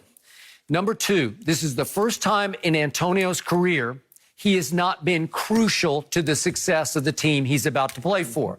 He was obviously crucial to Pittsburgh's success, and he knew it. Right. And he was crucial to the Oakland Raiders' success because he was going to be their godsend. He was going to take them up to a Super Bowl level. Right. And you know what happened fairly quickly. Yep. He was crucial to Brady in New England because the cupboard was bare. Yep. He stepped in, and the first day he was by far the best wide receiver that they had. Am I right? Yeah. Okay. So Right. all of a sudden, AB knows he's not crucial to this mix because he sees Mike Evans, he sees Chris Godwin, and he sees the GOAT tight end, right? Yep. Okay, so he knows, wait a second, I don't have the pull. I don't have the clout and the power that I used to have because I'm just lucky to be here. And he said that the other day, and I'm buying that he's lucky. Yeah, he is. And for the first time in his career, he's playing for a team that gave him so little money that if they need to whack him, it doesn't matter. Yeah, BA paid him out of his back pocket. Right? No money He paid him out of his back pocket. So again, it was hard for the Raiders. They had to swallow a big old salary cap chunk, right? Well, for the first time, AB's on the shortest little leash because, and to your point, if you fail twice with the GOAT, isn't that the end of you, right? Yeah. Okay, so I am buying what they are selling here. Yeah, because because people look, Skip, if you can't succeed with Tom Brady, if you can't stay in line with him, because everybody else over a 20-year span, no one on the offensive side had ever gotten out of line with Tom Brady. No. So if you can't stay in line with Tom Brady, what chance you got anywhere? So what can other quarterbacks say? If this guy can't keep you straight, with 6 Super Bowls, with all his accolades, if you can't stay straight with him, on the straight and narrow with him, what chance I got with you, Skip? You can't say the league is not about second chances, I tell you that. Second, third, league is about talent. Fourth, fifth. If you can play, they're going to find a spot for you, Skip.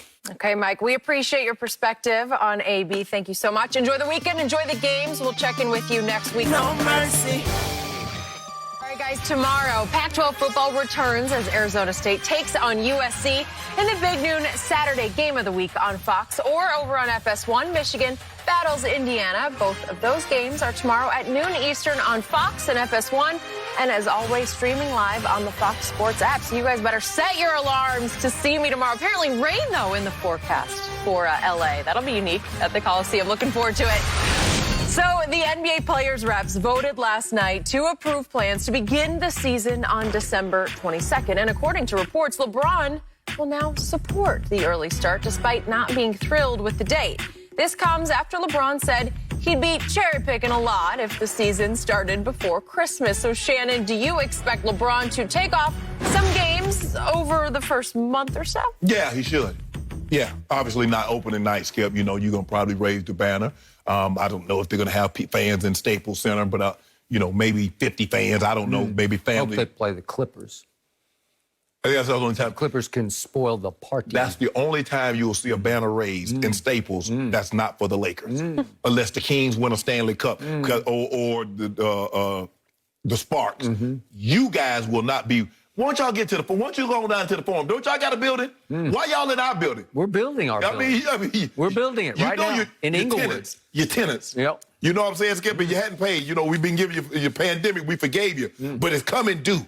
6 months you've been living there and ain't paid, so we about to put you out. Eviction notices on the line. We're about to break free of the guest house. Skip, and he should, Skip. I mean, think about this. I was reading yesterday, 71 days after the regular season, it would be the shortest time between when a season ended and a new season picked up in history. All the major sports, 71 days, that's what it's going to be, Skip. And so for LeBron, he will be 8 days from his 36th birthday. Now, mind you, they played 71 games. He played, 67 of those. And you factor in the 21 playoff games that he played, Skip. So when you look at it, that's, 88 games that he played, he's going to have to turn around. So, Skip, I think everybody will understand if LeBron does not play every game the first month of the season, I think they'll understand that. And he should. He should take some time off. LeBron, there's no question in my mind, if he was 20, 26, 28, maybe even 30, he'd be able to gear it up and play every single game. And even though he had a career low in minutes, that's still a 35-year-old body, although it doesn't look like that. So, no, I'm not going to be shocked. I expect him to miss a few games the first month of the season, and it will be well-deserved. He should be on the side looking at that shiny jewelry. He gonna be on there like when with whatever the new girls when the girls get married, Skip, they got the big diamond like that 20 carat. They be out there front and center. And you see it, he gonna be front and center. Look at it, Skip Bayless. So you're suggesting that LeBron James is going to take a page out of Kawhi Leonard's training manual and load manage through the first month of the season? Yeah. Do you believe load manage? Had he got his normal allotment of time, do you believe LeBron would have taken this approach? A simple yes or simple no. Kawhi was taking this approach. I'm glad. So the best thing that happened last year is that the Clippers lost because this load management was getting out of hand. Oh, Kawhi, he got the key. Kawhi the secret. You see what he did in Toronto? He load managed. Kawhi don't care nothing about the nothing but chips. He ain't got no chips. We don't eat chips out here. We eat guac. We eat guac out here. He's about to have playoff Rondo on his team, and then all of a sudden the tables will turn on the Lakers. Oh, now all of a sudden you the biggest Rondo fan ever. I loved how he played. He was your third best player, and it was pretty close. He was up there in that top three. He was edging toward the second best player, LeBron James. See, there you go, Skip. See, you know how to do. Skip, you know what? You're not going to ruin my Zen moment. Yeah. You're not going to do this. Rodgers did what he did. Pennsylvania, Philly did what it did. Atlanta did what it did. Yeah. I'm not going to let you ruin my moment talking about Rondo was nipping at LeBron's heel. So, for the first month of the season, I will bet you that maybe LeBron would take off one back-to-back because they're going to be forced to play a bunch of back-to-backs. Yeah. Maybe one, maybe. I'll give you even two in the first month. When they're talking about series, Skip, you might have to play a series. You might play 2-3 games in one location. He cannot afford to miss many games. I continue to drive home to you that, number one, I said he will finally endorse starting on December 22nd. You said he'll fight against it, but he had to come around for two reasons. One is a business reason because it's going to add about $1 billion to the coffers, if you can start early, right? Have to give back some money. Okay. Nope. Don't give back no money. Don't want to give back. You also don't want to give back minutes because the clock is ticking on LeBron's career. This will be year 18. I don't know how long he can go. Are you sure that year 18? Yep. No, he played like a year 12. Okay. How couldn't he take? Okay, I don't disagree with you. Can he go 3 more high-level years? Yes. He needs to, because the only way he can continue to make his far-fetched GOAT case, and it is far-fetched. Way to go. It is a phony Yeah, GOAT way to case. go. The only way is with longevity achievements that Jordan obviously can't match because Jordan is long retired. So if you can continue to play for 3 or 4 years, but the clock is ticking, so you need to go ahead and play the minutes right now. You could pass Robert Parrish for most games ever played in the NBA. We don't care about that. Yes, you do. No, yes, no, you know we care about, Skip. You care. You will trumpet that when it happens. What? No. I don't care about no games played because, you collect cans. And by the way, you could pass Kareem for minutes played. And we don't care about that. All right. You know we won't, Skip. Holy Grail. There's only one thing. It's the Holy Grail. It is passing Kareem Abdul-Jabbar for the most points ever scored in the league. And it's still way out there. So you need to maximize your minutes. You need to maximize games played because it's your only shot of getting home because you're still 4,146 points short. If you stayed on the pace that you set this past year in year 17, 2.5 seasons, something like that. Let's just say for the sake of 72 games, let's just say he played 60 of those games and he averaged 25 points a game. Okay. So that'll put him at what, 1,500? So 1,500. Okay. So if he played, 66 games, obviously a little ahead. The biggest thing, Skip, is to remain healthy over the next 3 years. That is correct. So that's the only thing that could possibly derail this. You see, Skip, if you play a long, extended period of time, you say minutes and games, that's unimportant. If you collect eggs, you'll have a bunch of eggs, but the difference is I want those Fabergé eggs. Yeah, I want the important ones. I want the most points that Kareem. Yep. Now, we get 40,000, 10 and 10 with 2 more titles. See, I believe we are ready to go. But see, I wanted to make it undeniable. I wanted to be so far, because we coming out with a documentary too. I just want you to know, 20 years from now, we coming out with a documentary. How and when I became the GOAT. That's the title of it. And then people go like, wait, it's going to be fiction? That ain't true. Don't do that, Skip. Don't do that. Don't do that. And then the sports, basketball, Mount Rushmore, we to the far left. See, we should already be there. I don't know why we got to have this conversation. We keep having this conversation. You keep trying to take my man First of all, a lot of people don't even want to have him on Rodgers. Talking about he's the 7th best, he's the 10th best player all time. Really? Anybody that says LeBron James is not a top 5 player all time should have their basketball credentials revoked. Well, period. A lot of top 10 players say he's not a top 10 player. Man, stop that. How many guys? What's Charles Barkley say? I don't know. The man got 4 titles, got 4 chips with 4 finals MVPs, and he's the 3rd leading scorer all time. And he's not top 10? Stop it, Skip. He's 4-6 in the finals. Oof. Skip. Had some flameouts, some epic fails. Only one guy got more titles and more finals MVPs than him. I thought chips was where it was at. Not only do we got the chips, he got every final that he's won. Only one man can say every final that I won, I've been the MVP. Longevity achievements. Jordan, it's LeBron, all you got. And Elijah won. No, it's all you got. Longevity achievements. You need to say, and do not discount this one, you need to say, I passed Magic Johnson for 5th all-time in assists. That helps your case, however weak it is. Yeah, Skip. No. Look, anytime you can pass a pantheon great along the way to something, sure. I mean, look, Magic, we know what Magic is. I believe Magic is a top 5 player. I believe he's a top 2 player. 9 finals in 12 years, 5 chips, 3 finals MVP, 3 regular season MVPs. Anytime you can pass a player like that as far as an accomplishment, you mean to tell me he passed Magic Johnson? So speaking of cherry picking, the games that LeBron will cherry pick to play are against the Atlantas and the Knicks and the Sacramento Kings, because in those games you can blow them out and you can play the whole 4th quarter, and you can stat pad like a madman. First of all, yeah, we might miss the Clippers game. You know why? Because your eyes are unworthy of looking at us. Kawhi Leonard doesn't deserve to see me play. No, because when you played them on opening night last year, what happened? LeBron managed 2 points in the 4th quarter, and AD got goose-egged. 0. LeBron averaged 2 points in the 4th quarter. And kind of like your guy did in the Game 7. Your guy did that in the Game 7. And Paul George got 0 points. Oh, my goodness. You see how, Skip, I told you. The very thing that you despise the most in a person, somebody not coming up big in a big moment, your guys did to you. I warn you, we now have Ty Lue running the show, and we got Playoff Rondo running the offense. Good to go. Ty Lue, Skip.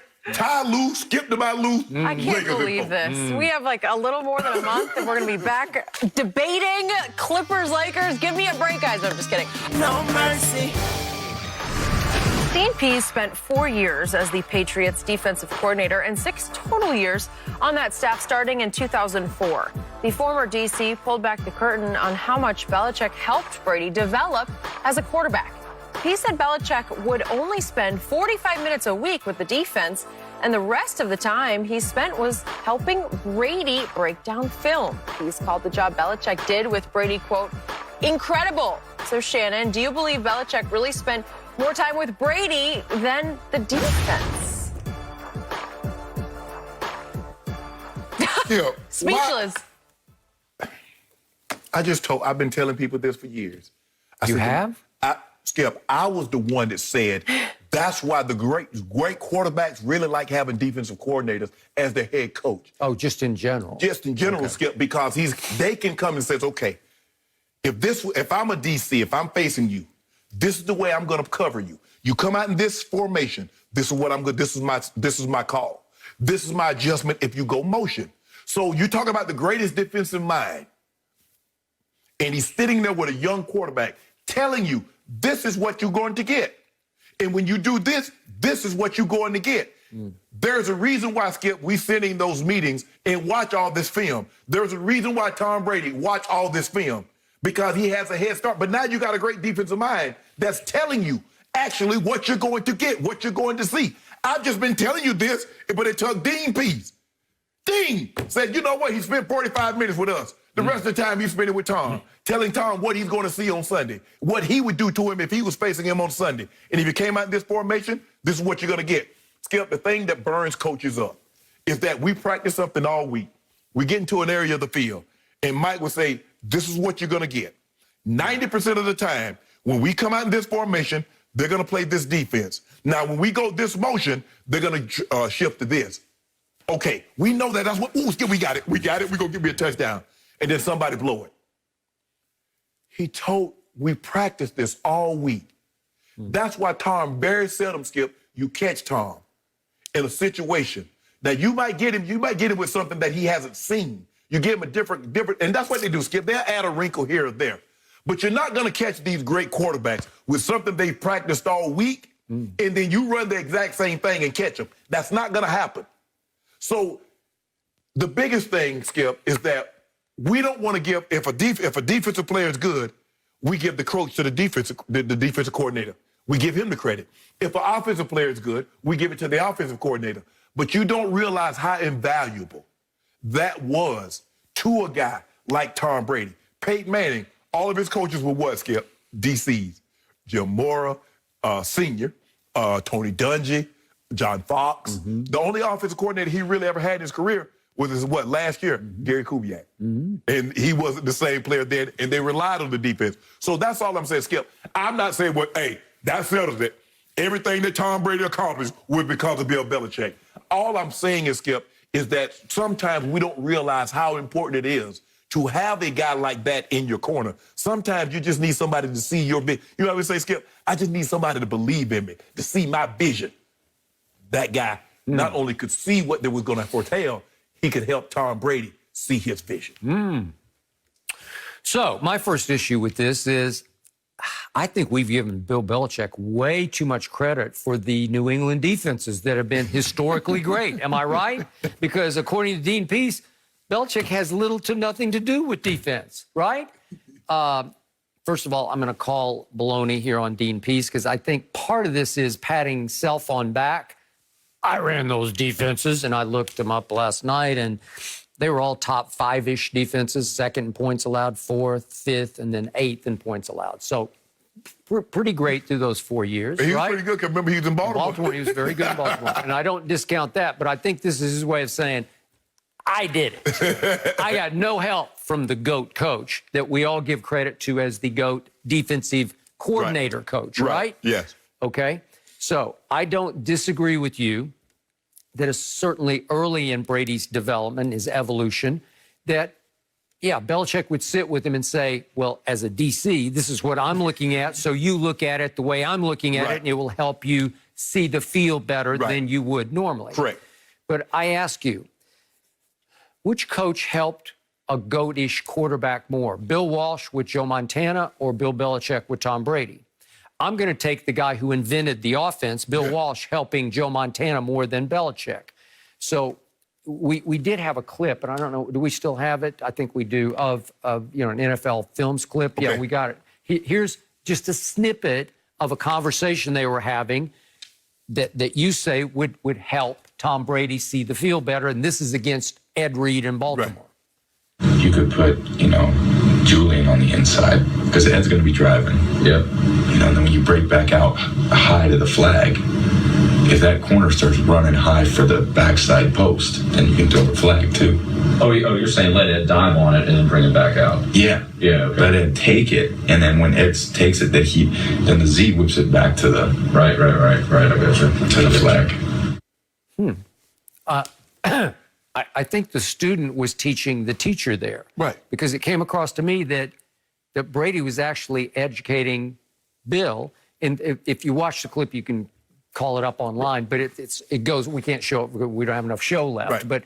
But the point is that it started out with Bill saying, I see this tendency in Ed Reed.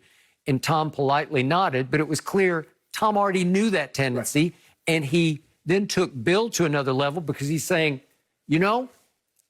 because of that tendency, we should add this play and this play to the offensive game plan because we can take advantage of how he might overreact on the play. Because he's saying, well, if Ed overreacts, and now the backside safety has a responsibility. Yep. And if he doesn't do that, now we can do this. Now we got it. Because you had to, Skip, when you play Baltimore, you had to account for that 20. Oh.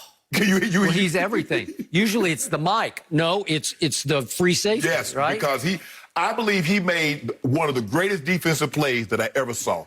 That he faked Peyton. And he knew that if he did this, he started, and Peyton was like, okay, I got him. And he took off running, and he knew Peyton was going to turn and throw the go ball. He 360'd and pirouette and picked him on the far side. There's never been anything like that guy. And that's what I tell people. Yeah. I say he's the greatest safety that I've ever taken off on film. Got he's it. the greatest safety I've ever played. And for Brady to fool him, you did something. Okay. So my view of Tom Brady is simply that he's a football genius, an offensive genius. He's a savant. Just you're natural born. Yes. You either have this or you don't. Right. You can help it. Right. You can help educate it a little bit, but you can't teach it. No. You either have it or you do not have it. He's a savant because he doesn't have Aaron Rodgers' talent. Right. He doesn't have Dan Marino's talent. We can keep going. Right. Okay. He has above average talent, an above average arm. Right. And feet, just above average. Right. He has great pocket feet, but Right. they're definitely above average. He's beating you with his brain. Right. Because he has scouted you so heavily that he's going to know what you're going to do before you're going to do Right. it. And he can speed read like nobody I've ever seen. Skip, if you talk to the guys that are not the biggest, that are not the fastest, not the strongest, not the tallest, what do they say? They say, we want to make the game a mental game. Yep. Because, see, if I take the physicality out of it, now I'm just working on me and you, intellect to intellect. Now, who's going to make the fewest mistakes? Yep. That's how Tom's like, I cannot run like Mike Vick. I ain't got no arm like Elway. No.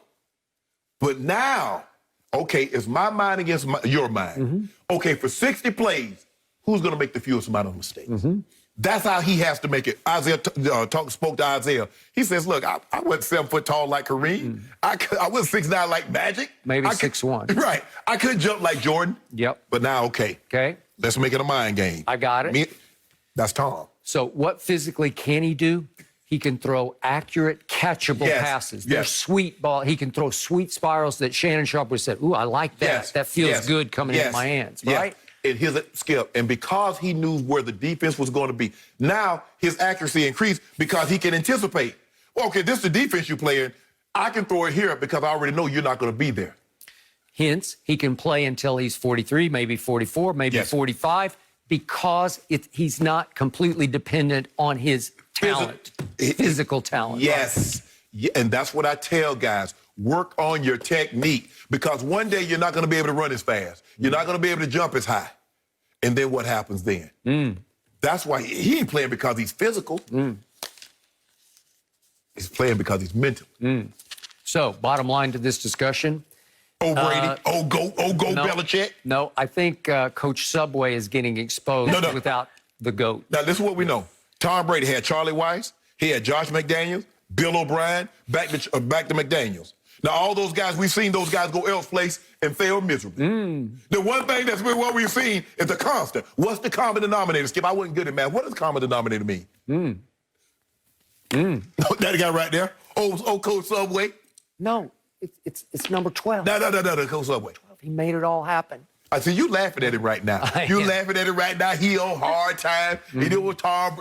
They asked Tom yesterday about it. But those commercials, those Subway, they're really good. He asked him. Way to go, Coach. Tom like, oh golly, gee guys, I just want everybody to succeed. I wish them the best. No mercy.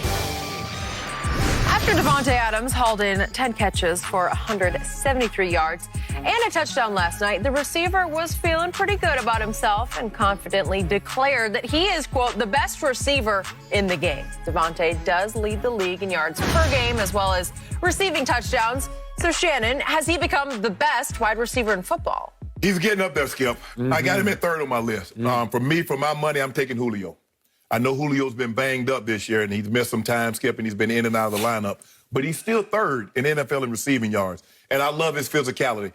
For a guy his size, he runs good routes. Now, he's not as crisp a route runner as Davante, but he can run routes. I got D-Hop second, based on what he was able to do for the time in Houston and what he's been able to build with Kyler. Because think about it, Skip, they had really no OTAs, new to a team, and he's leading...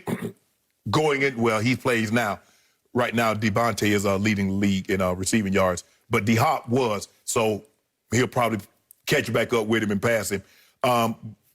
But for me, it's Julio, D-Hop, and Adams. Now, Adams can score like nobody. We haven't seen anybody be able to score the football like Adams, maybe since probably Randy Moss.